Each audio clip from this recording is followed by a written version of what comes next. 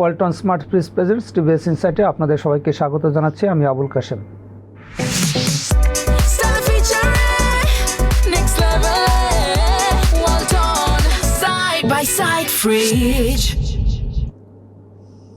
প্রিয় দর্শক, আমরা এখন কথা বলবো বাংলাদেশ কৃষি ব্যাংক, যেটা হচ্ছে বাংলাদেশের কৃষিখাতকে ঋণ দিয়ে আগায় নেওয়ার উদ্দেশ্যে সরকার প্রতিষ্ঠা করেছে। সরকার মালিকানাধীন বাংলাদেশ কৃষি ব্যাংক, তারা হচ্ছে অনেকটা ইসলামী ব্যাংকিং যে ধরনের হচ্ছে আমানত সংগ্রহ করে, সুদমুক্ত আমানত।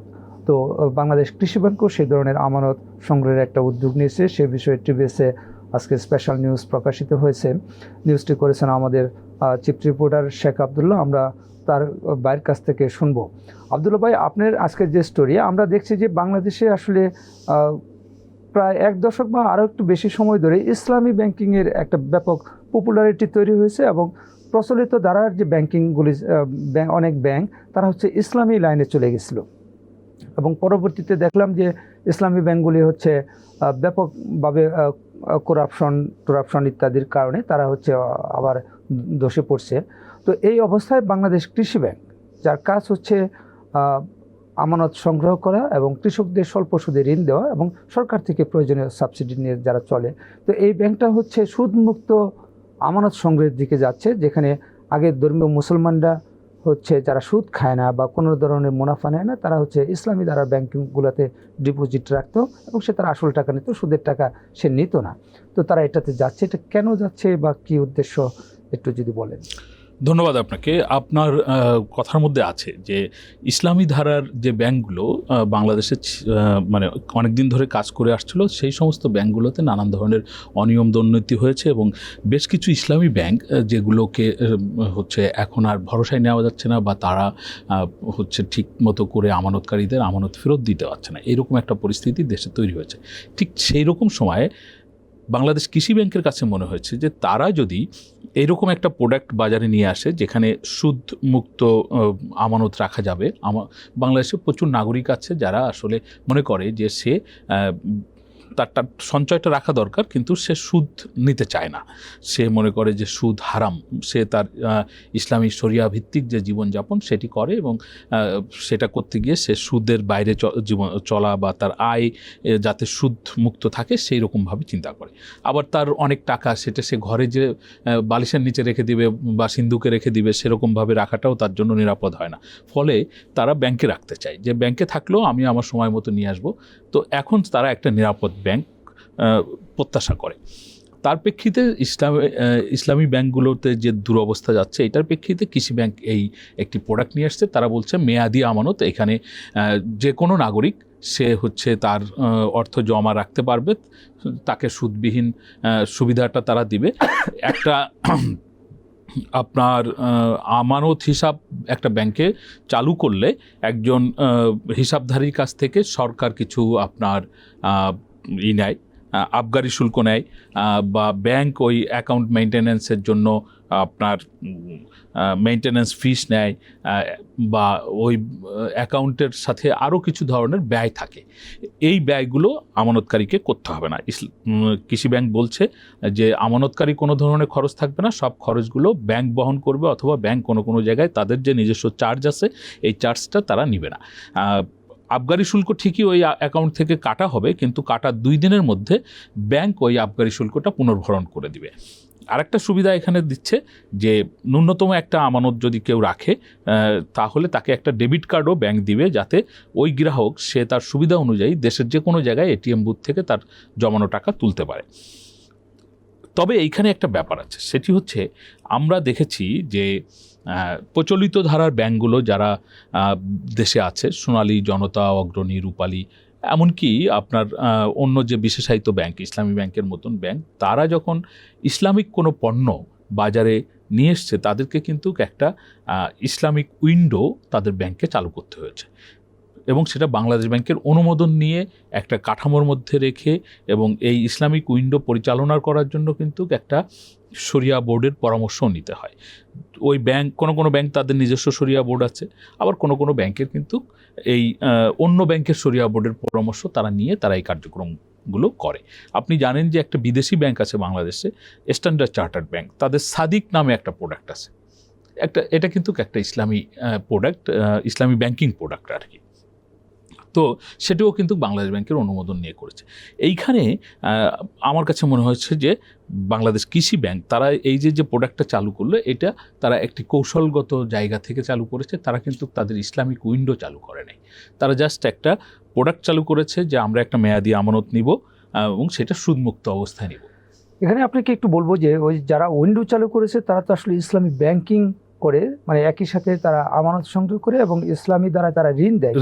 কৃষি ব্যাংক তো ইসলামী দ্বারা ঋণে যাচ্ছে না, শুধু হচ্ছে আমানতটা শুধু সংগ্রহ করবে। হ্যাঁ, আচ্ছা, এখানে আপনি বক্তব্য থেকে আসছে যে কেউ যখন বেশি টাকা রাখে তখন তাকে হচ্ছে ওই অ্যাকাউন্ট থেকে আবগারি শুল্ক কাটা হয়। তো আবগারি শুল্ক এনবিআর কেটে নেবে। তো ওই পরিমাণ টাকা কৃষি ব্যাংক হচ্ছে তার নিজে থেকে ওই অ্যাকাউন্টে জমা দেবে। কৃষি ব্যাংক যে টাকাটা জমা দিল ওই অ্যাকাউন্টে, সেটা তো তার ইন্টারেস্ট থেকে ইনকাম, অন্য কোনো না কোনো ইন্টারেস্ট থেকে ইনকাম।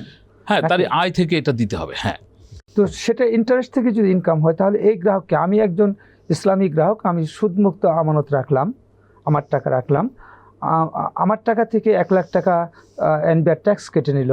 ইসলামী ব্যাংক তার ইন্টারেস্ট, কৃষি ব্যাংক তারা হচ্ছে সুদ থেকে আয়ের অর্থ আমার এই অ্যাকাউন্টে 1 লাখ টাকা দিয়ে দিল। তাহলে সেটা কি আমার জন্য কি আসলে কি হলো আর কি?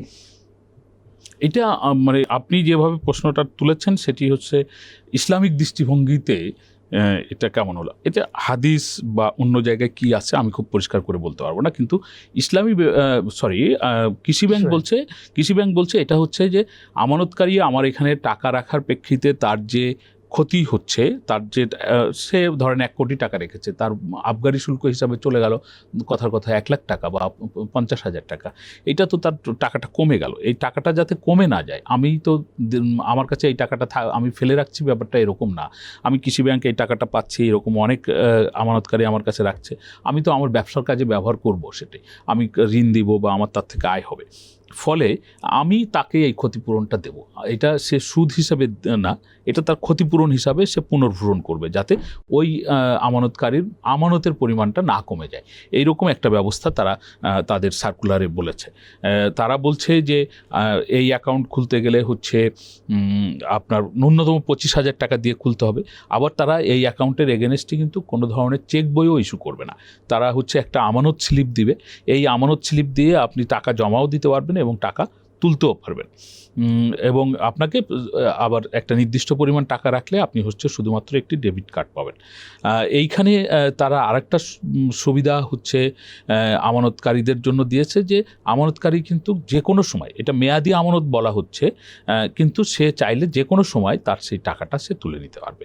সেটা 1 মাস পরে হোক, 2 মাস পরে হোক, বা তার 15 দিন পরে হোক, যে কোনো সময় সে টাকাটা তুলে নিতে পারবে। এখানে আপনার কাছে একটা বিষয় জানতে চাবো যে এই যে সুদমুক্ত আমানতে দেশের মানুষ সেখানে যে টাকাটাই রাখবে, তো সেই টাকাটা থেকে ইসলামী ব্যাংকের যে ইনকামটা হবে, তো সেই ইনকাম কি ইসলামী ব্যাংকের কৃষি ব্যাংকের যে ইনকামটা হবে, এই ইনকাম দিয়ে কি হচ্ছে কৃষি ব্যাংক তার যে হচ্ছে কৃষি ব্যাংক তো হচ্ছে কম সুদে ঋণ দেয়, তো ফলে তার একটা ঘাটতি তৈরি হয়, সেই ঘাটতি মেটাতে চলে যাবে, নাকি এটা এই ইন্টারেস্টের টাকাটা সে আসলে কি করবে, কি পারপাসে? না, শোনেন, এই আমানত থেকে যে তার আলাদা করে সে আয় ধরে নিবে সেরকম না।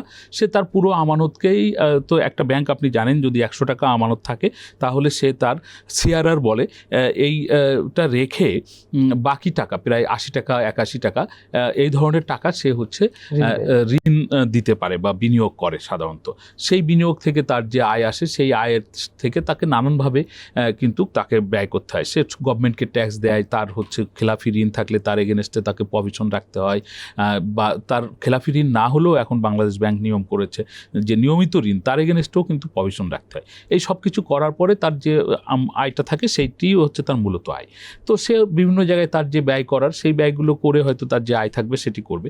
আমি আপনাকে আরেকটা প্রসঙ্গ বলি, কম সুদে বা বিনা সুদে আমানত সংগ্রহের চেষ্টা কিন্তু সব ব্যাংকের মধ্যেই আছে। আপনার অন্যান্য যে সমস্ত রাষ্ট্র মালিকানাধীন ব্যাংক রয়েছে তাদের যে কারেন্ট অ্যাকাউন্ট রয়েছে, সেই কারেন্ট অ্যাকাউন্টে কিন্তু যে খুব বেশি কোনো সুদ দেওয়া হয় সেরকম না।